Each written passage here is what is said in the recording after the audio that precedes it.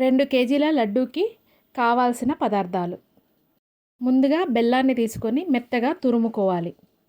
తర్వాత మనం 1 కేజీ రవ్వను తీసుకొని మంచిగా రోస్ట్ చేసుకోవాలి. మీడియం ఫ్లేమ్లో మనకి గోల్డెన్ బ్రౌన్ వచ్చే వరకు ఈ విధంగా వేయించుకోవాలి. దీంట్లోకి ఒక 2 టేబుల్ స్పూన్ల నెయ్యి వేసుకోవాలి. 1 కప్పు డ్రై ఫ్రూట్స్ని తీసుకొని మంచిగా నెయ్యిలో వేయించుకోవాలి. 1 కేజీ బెల్లాన్ని జారుపాకం పట్టుకోవాలి. ఒక 10 నిమిషాలు ఉడికిన తర్వాత ఒక 4-5 యాలకులు తీసుకోవాలి, అందులో వేసుకోవాలి.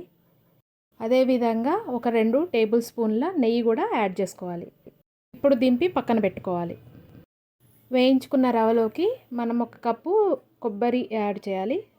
ఆ తర్వాత మనం ఈ పాకంలోకి రవ్వ వేసుకొని మంచిగా కలుపుకొని వాటిని మంచిగా ఉండల్లాగా చుట్టుకోవాలి.